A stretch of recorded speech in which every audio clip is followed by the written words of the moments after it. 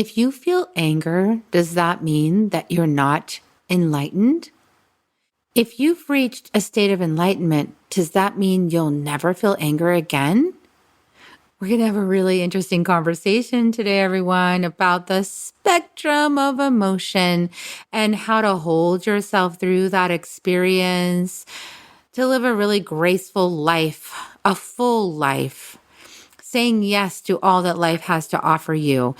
Today's guest is Zofiarennea Morales of Sovereign Self. And I hope you join us for this conversation to find out more. Soul Nectar Show, the Soul Nectar Show. You're invited, delighted to discover who you are. Anything is possible if you believe. So join us on this beautiful journey. Soul Nectar Show.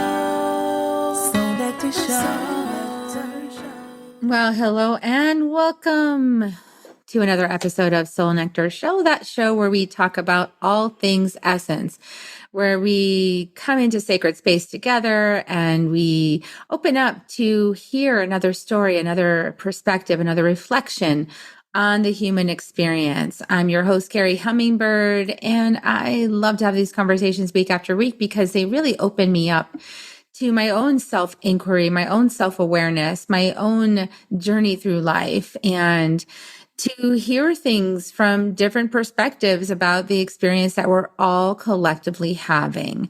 And as we talked about last week on the show, we talked about really honoring the experience, including the experience of anger, which has really gotten a bad rap. And it's been, really suppressed and kind of shoved out of the temple. Like, we don't do that.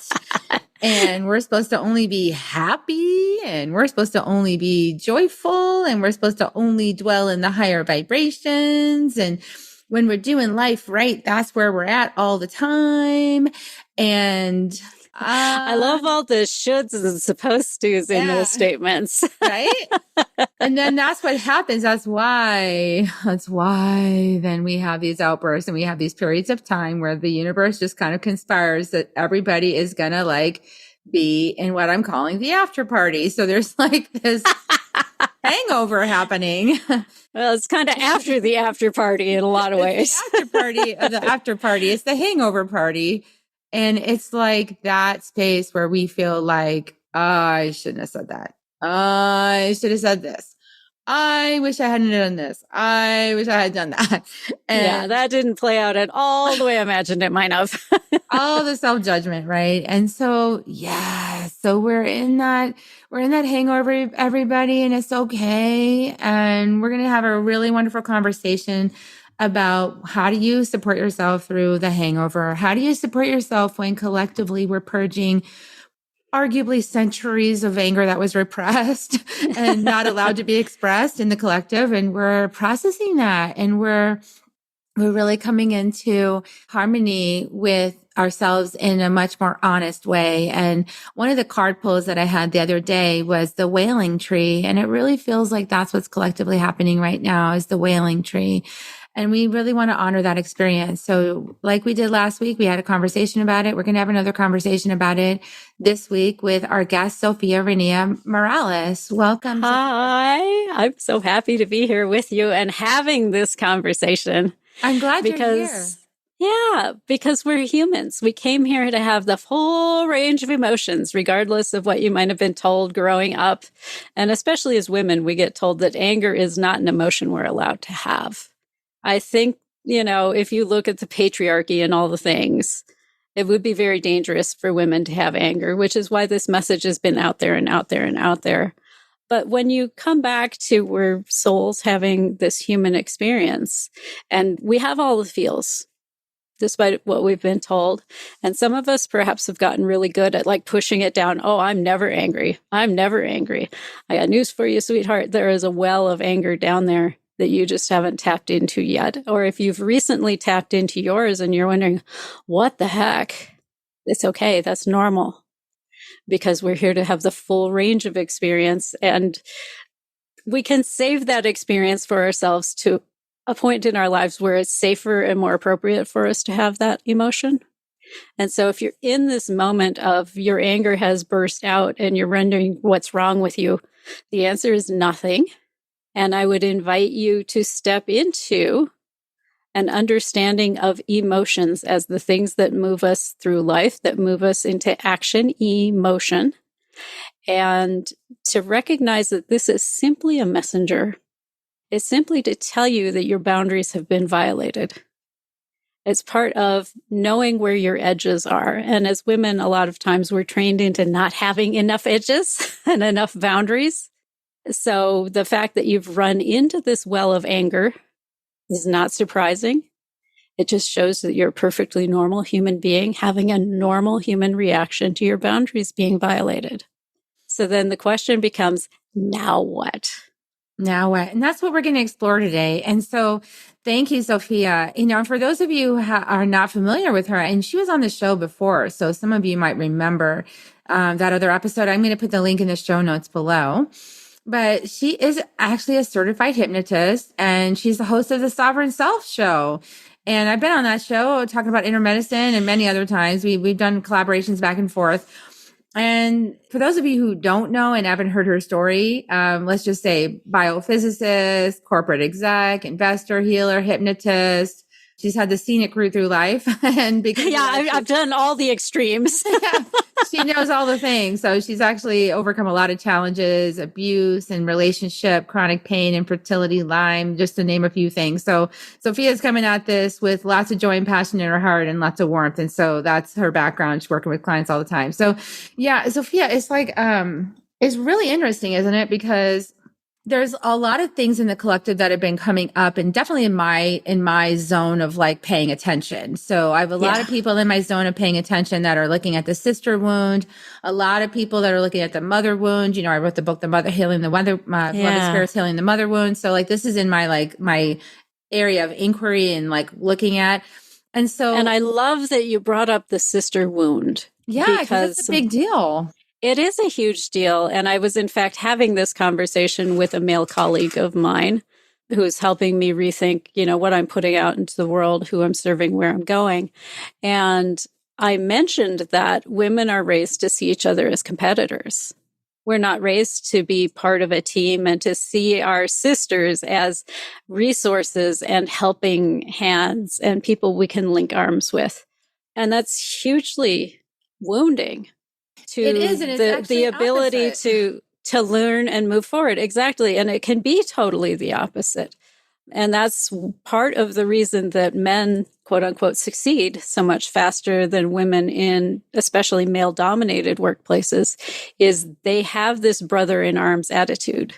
And they have a tendency to look at the people underneath them coming behind them and to train their replacements to mentor the next generation in ways that women are not trained to do. That's really profound that you're saying that, because one of the things that I noticed in my little resurgence of anger in my life, because as I was talking to you before, I normally, I've gone through deep, deep rage and anger. So I've processed a lot. And so I guess I thought I was done. Yeah. I'd like to think that process would complete, right? Whoops. So I had deep triggers pushed again, right? Sure. And I was actually this time I was like, awesome. I didn't know that was still in there, so let me go. Yeah. Opportunity to heal more, right? Opportunity to get at that thing, because I didn't even know that was in there. So I didn't know it was still in there. So what it was actually the revelation was that it was regarding the police. So and I talked about this weeks ago with Kim O'Neill, you guys. So you might want to go back and listen to that episode. But I got this guy tailgating me, a policeman. It was tailgating me. And it was very intrusive and very shooting intimidation energy at me. Yeah. Aggressive, and trying to provoke me into a response. And I didn't respond in that case, but I went and filed a complaint. And then 2 days later, I thought I was feeling good about myself with it and everything. And 2 days later, there was a different cop, I think, a different person there at that same place on that same stretch and ticketed me. Right. And so immediately I was like, oh, you're targeting me because the You men. sucker. You complained and now I've got a target on my back. Yeah. And the thing is, I accused him of it. I was like, this is that man thing where you guys all like have each other's backs. And because I complained about one of you, now the rest of you are going to be out to get me. I was like, that's what this is. And he denied. He's like, he was very offended that I even said it. But well, he's regardless if you hit the truth or not, he's not going to own that. Right, exactly. It's part of that united face, right? Exactly. The united face of men, right? And that's what women have been up against forever is this, the good old boys network is what we call it in Texas, is where they all have each other's back. And it's like, that bitch, she did this. Oh, let's go get her and make sure. Because everybody else was doing pretty much the same thing I was in front of me, but he picked me, right? Because he saw my car. Yeah. So it's like, this is the thing where we know men operate this way. And so even if this particular time it wasn't that way and it was an assumption, that assumption is based on thousands of years of history. Exactly. That's sitting there in your DNA, in your genetics, and it's hanging out there. And I know there are probably people who will hear that and go, yeah, right. Okay. Scientist tends to go, yeah, right. But they've proven that your experience, your environment makes an impression on your DNA that you can pass on to your kids. And their DNA will already have that in there. So a lot of the hereditary stuff is literally hereditary. It's not just this analogy that we're using that, oh, well, it's all the ancestral stuff coming down to be healed for us now. It's literally there in your DNA. And they track that the DNA changes, actually, like even for disease. Sometimes the marker turns on and sometimes it turns off. And sometimes if it's turned on, you can do some epigenetics healing and it turns off.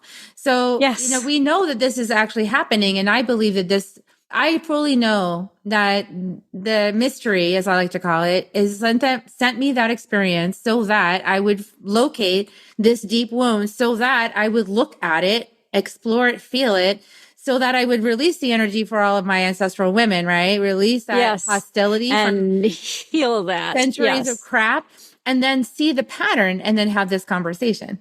And expose it for everybody else, Well, and here's the thing. A lot of people will, what do I want to say? They will hover over and protect their wounded places as opposed to healing it. They will build a barrier around it and go, well, I have a trigger here, so you better not come near that trigger. And while that on its face seems like perhaps a reasonable solution in that instance, when you don't go down and heal what's in that trigger, you keep having to build bigger, more elaborate protections around this triggered spot. And that affects your ability to be in intimacy with other people, to be relaxed with other people, to be calm with other people in places where being that way would promote the outcome that you want. And I see that a lot in women, in minority groups, in alternate lifestyle people. It's like, I have this trigger. I can't believe you didn't call me they when I told you my pronouns were they. It takes retraining. And the person who did that is in the process of learning. They're going to make mistakes. But that doesn't mean that they don't respect your choice of pronouns. It means they're working to retrain themselves. And when you don't heal your triggers around it, you have a tendency to see villains where there are not villains. They're just people who are trying to do something new and are having challenges with it. Does that make sense? Yeah, I love that. It goes along with don't take anything personally, which is a Toltec agreement. And that and easier said than done, but I mean, I wish they'd have given me that book in third grade, because I think I would have avoided a whole lot of mess of drama in my life if I'd have just known not to take it personally and why. And for those of you who are like, well, how don't you take that personally? It's because it's not about you, because how anybody reacts to anything has nothing to do with you. Actually, it has to do with their own filters, their own learning process, the way that they view the world, like how challenging it is for them to change something. If they poke your wound by saying something, they're not usually trying to do that. It's like something came out and then it poked your wound. And so when it does that, also don't take your own wounds personally. This is the part that is like a next layer down of don't take anything personally. Is like with sometimes those wounds that got provoked inside you don't even have anything to do with you anyway. They're from your ancestors, but they're in your body and you feel it preciously. And you might even wonder, why the hell did I react like that? And be surprised at yourself, right? Yeah, absolutely. Absolutely. One of the interesting things around emotions is we've been taught that so many of them are out of bounds. Whether you're a guy or a woman, there's always a set of emotions that are quote unquote not appropriate for your gender. And this is a cultural construct, I think, that it's important for us to look at and start to take apart. Guys, for example, are forbidden from crying. This is the classic one. But more often than not, they're also forbidden from really feeling. If you think about a lot of what the messages that come to boys, it's like, man up, toughen up. And so they're discouraged from empathizing with other people. They're discouraged from crying. They're discouraged from considering the emotional impact of their actions. And that leaves you crippled as a person to an extent, because that's how you build relationship, is empathizing and understanding the other person's viewpoint. Whether you agree with it or not is a different matter. But to be able to listen and receive that without going into this mode of, I must destroy you because you're now other.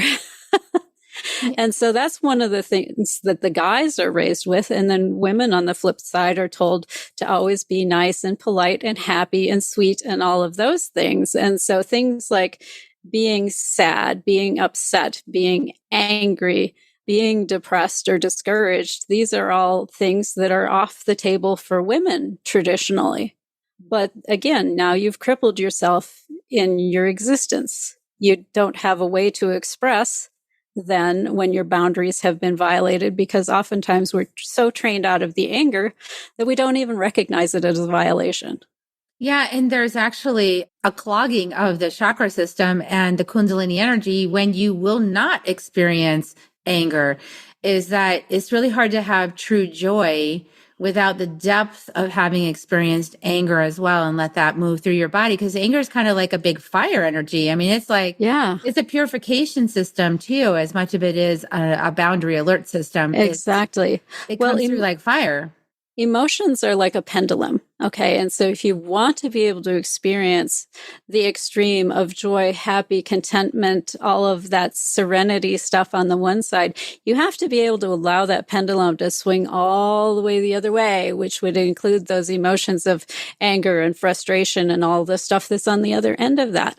When you put a wall in the middle of that swing of your pendulum and go, I'm not going over into any of that anger, negativity stuff ever, I'm not experiencing that, then your pendulum, when it comes to swing back, smacks against that wall, and it doesn't have the momentum to go back out to that high again of the happiness, the joy, the emotions that we consider fun and positive. And you basically, your energy gets dampened, and then you end up with lackluster feelings about life.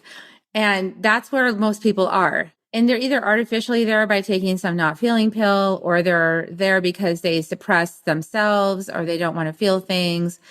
Or, you know, like in my case, I would not stand up and feel my feelings. Yeah. And I had somebody who was poking me, you know, I think by design, so that I would get so pissed off that I would have anger. Respond. I just kept trying to like avoid it. And I was like trying to just be nice. And I had this like, I had one of those tight smiles, you know, like, and I'm fine. And I was like, and finally at the end of our marriage, I literally knew it was done because I just put my foot through the wall. I literally karate chopped the wall with my foot. I was like, that's enough. And then Kerri showed up. You know, that's the thing. Yeah. Kerri showed up and said, that is enough. I am done with that. I do not want that anymore. I am moving on now.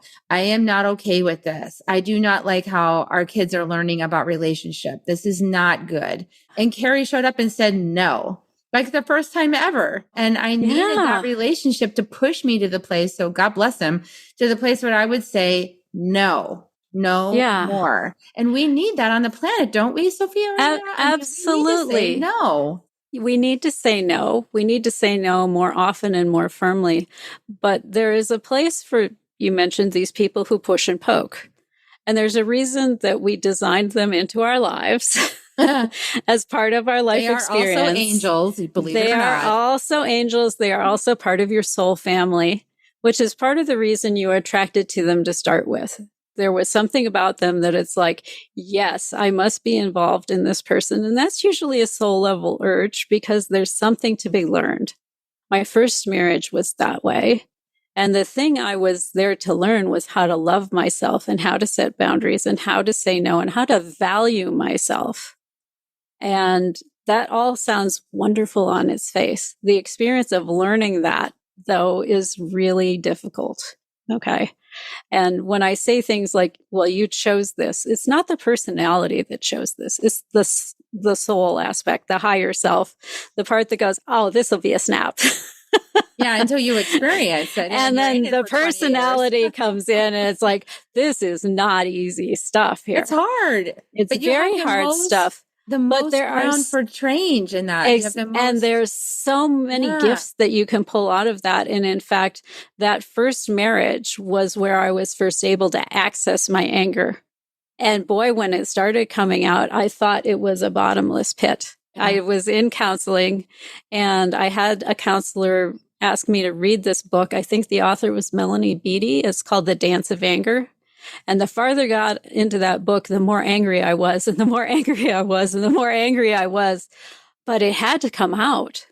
It's not like I was being angry just to be angry. It's like, oh my God, that was a boundary violation. And that's also a boundary violation. And that's also, my entire life is full of these boundary violations. And that's waking up. That's, as a female, that is waking up. And I've talked about this in another episode someplace. I can't remember where I was, but I started reading the book Pussy, by Mama Gina. And I'm reading this book and I'm like, I've been through so much of this already. I just didn't know that was the journey I was on. Like the things that she's saying and the things I'm seeing in the book, I'm like, I've been through this. I realized this. And it's putting things into context for me that I had some self-judgment about, like my sexual revolution at the end of my marriage that destroyed my marriage. Like I had a little bit of judgment about like that. Oh, I guess I kind of like really trashed him and drug him through the mud, like I really did. I had like, I had the horses and I had him tied up, like going through town, like. Well, and it's important to recognize, right, where you have done wrong. To another person. Like, ho'oponopono. Yeah, I'm so sorry. And yes, exactly. And I went through my I hate men phase and I treated a bunch of men pretty shitty when I was in that phase. It was something I needed to work through. And it was something that I went back and apologized to a bunch of people for later. But it's part of the human experience. It's part of the learning experience. And again, going back to that pendulum analogy, right? When you've been pulled so far into the suppression of emotions and the suppression of your own sense of boundaries and personhood, you have to kind of swing back way past the center when you go to reclaim it. Yeah, exactly. And not judge yourself along the process. Exactly. Love yourself. Know that it's a process you're going through. Know that it's okay and it's normal for you to be going through this. And it's also okay to apologize to people when you've done the wrong thing. Will be received and sometimes not. And you have to release that. You have to release that, right? All you can do is offer a sincere apology. They can choose whether to accept it or not in that moment, to decide whether they think it's sincere or not in that moment. That's all on them. But your part of it is to say, look, I recognize that I behaved badly towards you and I'm sorry for that. And so what I say to people with anger is that to do the best you can, because women are taught also another thing, which is very challenging, which is to use our power of story to tell stories with the emotion. And so that creates more of the thing you say you don't want, right? When we keep putting a story to it. So there's there's a magical art of story so that it doesn't create gossip and it doesn't create drama, but it gives you the opportunity to access how you're feeling, right? So it's a tricky little skill to learn. Well, yeah, because we're taught to use story badly, right? You mentioned the gossip and the drama. This is a lot of times what we get from our families of origin, especially if it's a family where you're not, what should I say, where confrontation is not an acceptable thing. I was raised by a German and a Norwegian, and Norwegians particularly are this way. When I studied in Norway, in fact, I had initially 3 roommates. There were 4 of us in the room. And I was doing something that one of them did not like, but she wasn't willing to talk to me about it. And so she would send the other 2 to mention that maybe I ought not to be doing that thing. And I'm like, well, if it really bothers her, she should talk to me herself. And that wasn't going to happen. So what they did instead was figured out how to get me a room of my own, which was perfectly happy. I was perfectly happy to have that. But that gossiping thing and that ganging up and that behind the back and that passive aggressiveness, women do that behavior when they are powerless. Yes. Inside. When they don't feel powerful, that's why they do that behavior. Well, and that's what we're trained to do as women, right? We're trained that it's unladylike for a woman to stand up and say what she means and to set a boundary. It's bossy, it's bitchy, it's all the nasty words that they like to apply to women.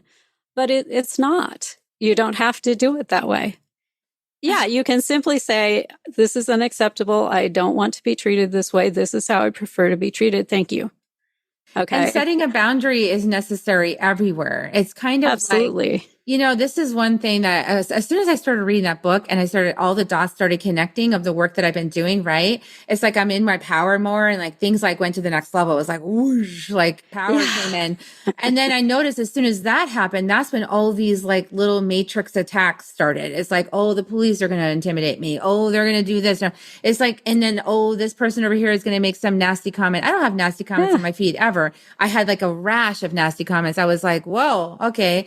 It's like, get back in your place, woman. Get back in your spot. It's it's part of life showing you how far you have come on healing the issue. Because I've noticed these things come around, and you heal a little more, and you heal them a little more, and then you think, hey, I've got it healed. And they'll come around one more time just to prove to you that you are. Because you deal with it differently, you handle it differently, you don't let it suck you down into the pit of despair, right? It's just like, okay, that's your thing, and go with God. I'm doing my thing. I think that if we could accept the full range of the human experience, I think that we would get to a state of enlightenment so much faster. I mean, when I looked at the power versus force, which I love to use that. I love David Hawkins. Yeah. So perfect, right?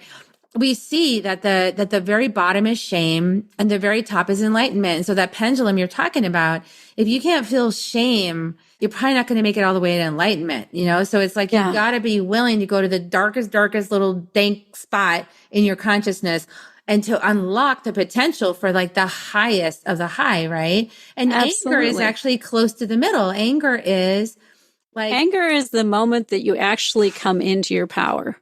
If you've read his book, anger is a motivator. It's an energy propeller to bring you into some of those higher states. The next stop is pride, right? And then finally you hit into the power matrix when you're in courage. Yes. So we talk a lot about being courageous, to follow your own path, to say you don't want something, to say this is what I like better. This is my journey. I'm not going to conform. And anger is oftentimes the thing that puts you in that courageous place. Exactly. I'm so done and I'm not going back. So I'm going to do this thing that scared me previously. And then a lot of people think it's like we just go up the matrix and then we're there. Yeah, no, it's an up and down thing, I'm afraid. But that's the thing that I think people misunderstand frequently about emotions. It's like we think about happiness as a destination. If I do all these things, if I get all these pieces in my life in the right places, then I will have this magical existence of happy. And that's not how emotions work. They are intended to pass. They arrive, they give their message, and they move on. They arrive, they bring their message, and they move on. And so things like joy and happiness and contentment, don't hang around any more than sadness and frustration and despair hang around. They're not intended to hang around. And when you get too many of the same emotions hanging around in a group, you end up with this situation called like clinically depressed, right? And so it's important to take the messages and act on those messages. Don't hoard the emotions around, whether they're good ones or bad ones. Just accept the message and go, oh, happiness, I'm so glad you're here.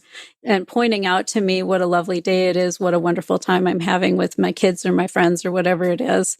Thank you for that. And just allow it to pass.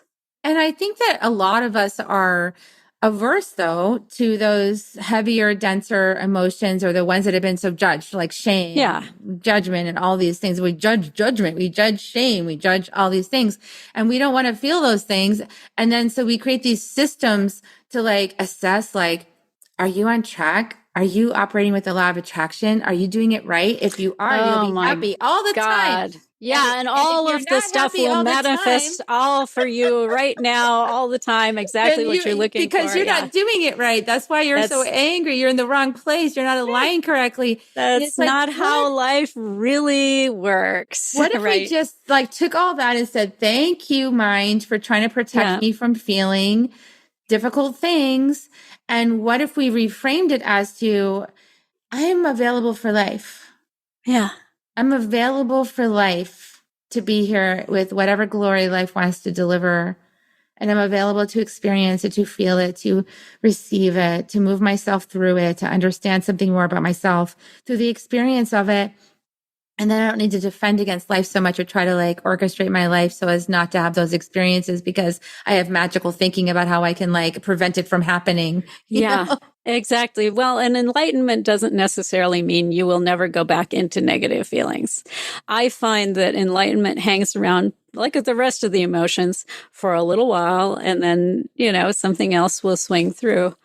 And just when I think, I think I've got it licked, then I go home and visit my family and go, okay, I still got some shit to work on. I'm still human. Oh my goodness. I am still human. I still have a body. I still have emotions. I'm still feeling this. Oh my goodness. Yeah, but the emotions are a tool. They're a tool to let you know. Are you on a good track for yourself? Are you not on a good track for yourself? Have you set appropriate boundaries? Are you saying no where you need to say no? Are you saying yes where you need to say yes? And a lot of what we choose to say yes and no to, we don't choose consciously. We choose subconsciously. All of that stuff that we learn as a young child up to like age 5 to 7, it goes in completely unexamined. It goes in with the story that the child attached to it. And a lot of times the child doesn't understand what's going on with the adults around them. So it will come in with a story about what you are that had nothing really to do with you. And that's one of the reasons that I absolutely adore hypnosis, because we can go into that subconscious mind and we can look at those beliefs that you absorbed. We can look at the things that your inner child learned would keep you safe or that were a desirable outcome. And if they're not actually a desirable outcome, if they're not actually still keeping you safe, we can rewire that into something that is more supportive for you, that makes more sense for you. So you can do things like stop choosing the users and the players to be your partner in life, because a lot of those choices are made on a very subconscious level. Yeah. And so we can, yes, we can prevent some pain in our lives by going into the subconscious and noticing it, having awareness, bringing in tools like hypnosis or healings or things like that. Even just feeling our feelings is tremendously useful. Absolutely. Because especially if you're a guy, you're taught not to feel your feelings at all. And in fact, some of my male clients have been the most challenging because it's like, feel into your body and tell me what's going on in there, what emotions are happening. And they're like, nothing. Body. I just have head. Nothing. Exactly. I'm not feeling anything going on. Disassociated from that thing. Exactly. And I see that a lot with trauma victims as well. It's not safe to be in the body. I'm not going down in there. And that's something that can be shifted. It's something that can be changed. So you can tune into that because it served its purpose in the moment, right? Because when you're going, encapsulation of the trauma. Exactly. It was too much to deal with in that moment, and to keep yourself safe, your mind put it all into a little ball, into a little package for you to deal with later in smaller bits, which is why it kind of leaks out in dribs and drabs. A lot of people are like, I want to just heal it all now. No, it would be too much anyway. Yeah, you don't really want to pierce that veil like all at once, some of that stuff. Yeah, you want to let it out little by little. I had a client where I actually went in there and put a bubble around it, a protective bubble around the traumatic spaces, just so that it would stay kind of in a healing energy, but like not be opened all at once, right? So she could reconnect with her body. And that part is just encapsulated.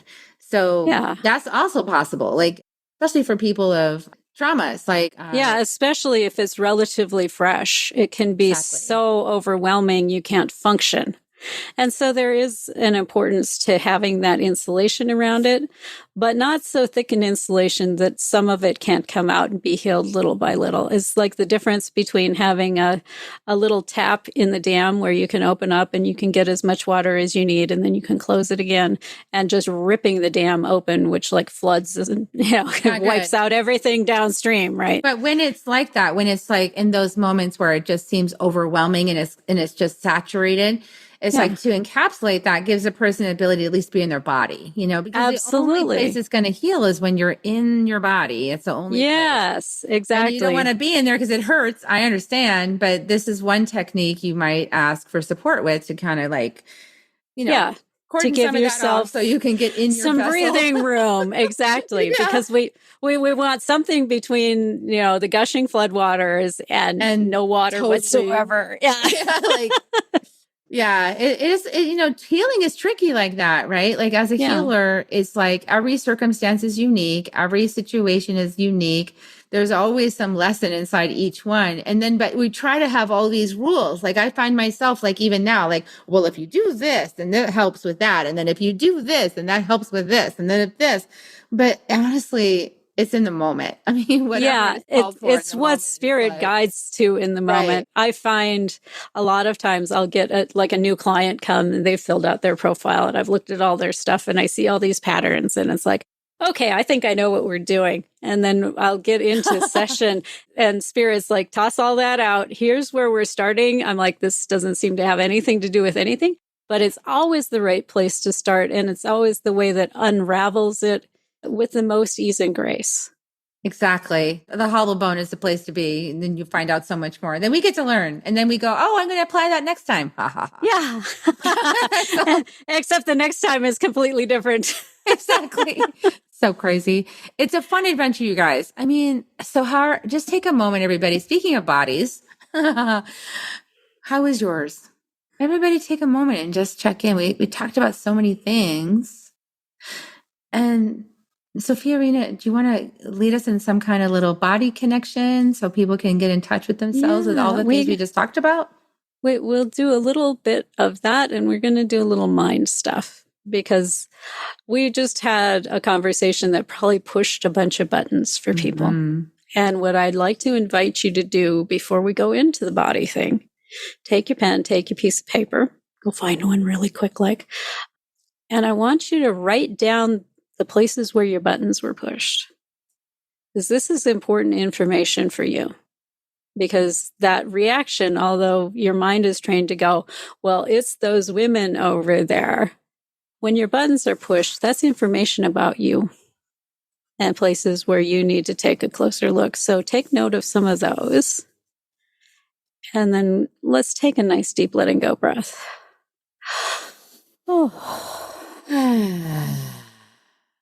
Just close your eyes and be with yourself. And your thoughts are going to happen. They do that. Thank you, thoughts. And just let those fly on off. They'll come back around if they're really important. Take another nice deep letting go breath. And feel some of the stress just go with each of those breaths. We're going to do another one. And this one, I want you to breathe all the way down to your toes. And let it all go. And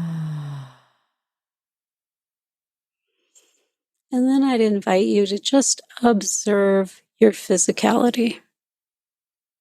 Some of you will find this very easy to do. You'll notice, oh, well, there's this tightness between my shoulder blades or an ache in my lower back or my knee or something. Just observe whatever that is. For others, it might not be so much your body as you notice an emotion or a vibration that's happening in your physicality. Just observe whatever it is. Don't try to make it go away or anything. Just observe it. And get a little curious about it. What are you here to tell me? What are you here to tell me? And just receive whatever comes back in whatever way it comes back. Some people will hear or feel something or know something in response to that question. However it arrives for you is fine. It's perfect. It's your best channel of communication with your body. Just notice what that message is. And give it space. Let it have all the space in the world that it wants. It may want to take over your entire body. Let it. It may grow up to fill the room or the house or the city. It may want to take over the whole universe. Give it as much space as it wants. And just watch it as it continues to expand. Sometimes it'll show you patterns or give you additional messages. And just receive what comes.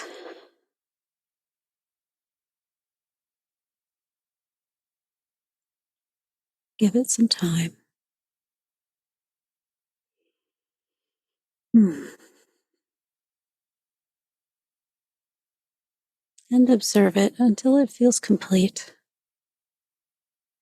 Completeness can show up in a number of ways. Sometimes it dissipates.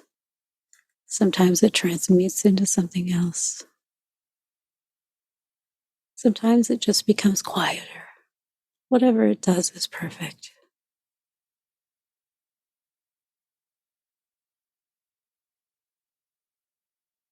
Take another look into your body.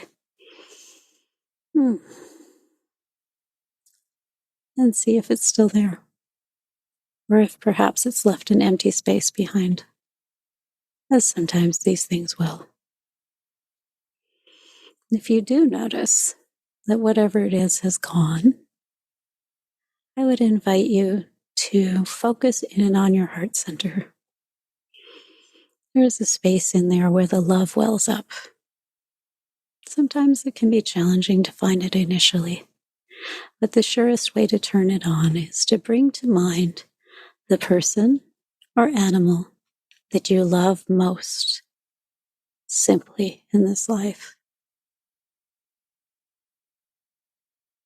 Placed in your arms.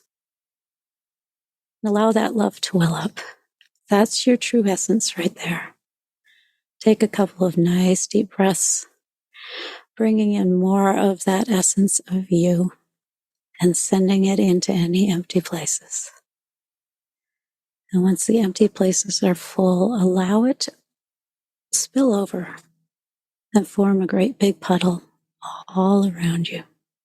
So you're floating in this beautiful water drop of love.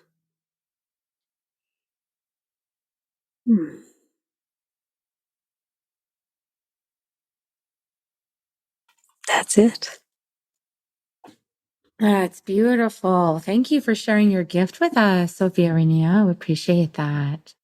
You're welcome. It was my joy. I'm sure everyone feels relaxed now and about to go take a nap. And that's not a bad idea. Not a bad idea. We probably don't do that enough. So yeah, this whole interview was really to support everybody to move through it, right? So yeah, what do you do when the buttons are pushed, and how do you bring yourself into homeostasis, and how do you release it and bring in the higher vibrations and support yourself with some self-care? exactly. And noticing is the first step, Then once you've noticed and you've observed your pattern, you can decide on different ways to respond, because we're programmed in a particular response based on our upbringing and a number of other things. So once you're aware, then you can make different choice and you can move through the steps consciously. And then you don't remain in any of these places any longer than you absolutely have to, which allows more time to be in the emotions you'd prefer to be in. There you go. There you go. Bringing the light to the shadows. That's what we're doing here. Is there anything else you want to share with people before we head out? Really appreciate yourself for what you've done up to this point, what you've lived through, what you've survived up to this point. A lot of us don't give ourselves near enough credit for how strong and resilient we've been. And I know sometimes it feels like I'm not the least bit of strong. I'm just like hanging on here by my fingertips. That's okay. You're hanging on. That's the whole point, is to continue so that you live to fight another day, to have another shot at it, to take another run at it. And I would just like to acknowledge that you've done an amazing job, and whatever you're going through right now, be it good, bad, or indifferent, you've got this. That's beautiful. Beautiful encouragement. I love that. Thank you for your gift. I really enjoyed being in your healing art, because we've had lots of conversations and lively dialogues, but not necessarily experienced that side of you. And that was really beautiful to experience. So I was deep bow to your sacred gift. Thank you. Yes, absolutely. Thanks for sharing it here. And, everyone, just consider, what do you need? What do you really need to get through this time? What would support you? What would help you to move through things with more grace and ease? What would help you to feel better in your life? And can you give yourself those moments? Can you give yourself that care? Could you give yourself a healing session? Could you give yourself a hypnosis? Could you give yourself some nice float spa, a massage? I don't know. Can you give yourself some roses? 30 minutes of peace and quiet to just sit and breathe?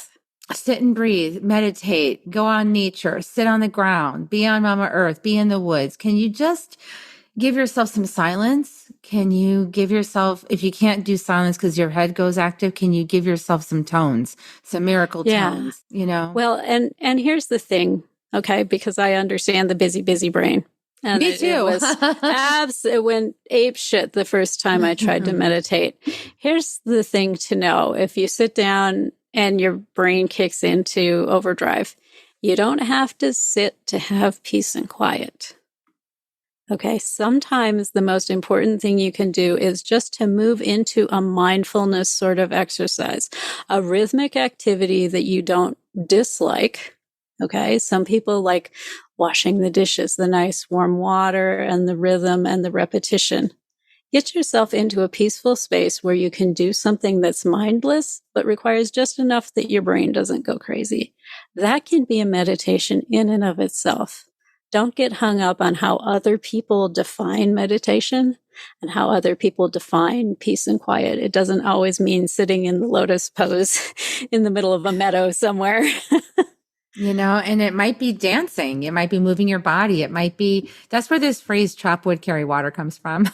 Yes. Chopping wood takes concentration, but it also takes your mind out of the thing that you're, so that it doesn't think so much. That's beautiful. Okay, everyone. Thank you for listening, everybody. Thank you for supporting this show. Thank you for always engaging with us and being part of the community. Even if I've never seen your face yet, I honor you. I say yet because I do hope to see your faces at some point in one of the webinars or the free offers or something where we get to actually see what you look like, or a session, and just want to connect with all of you. And Zofia, thank you so much for your gift, and so grateful for you coming on the show. For everyone out there, please like, subscribe, share. If you think that somebody would really benefit from hearing this interview, please share it out. That's one way you can contribute and make the world better for someone. And we're going to give you kisses. So you ready, Zofiarennea? I'm ready. Let's Here they do come, kisses. everybody. Love you guys. And we'll see you next time on Soul Nectar Show. Bye for now. If you found even one gold nugget in this episode of Soul Nectar Show, will you do us a favor? Will you subscribe, like, and share this episode? Maybe even write a comment and let us know what you thought about it. We really, really want to engage with you at a much deeper level. Let's be part of community together. Have a great week, everyone. Bye for now. To dive in deeper to nourishing conversation, visit soulnectar.show. Soul Nectar Show. Awaken, Nectar Show. Take a sip from the drip of nectar, from the source of who you are.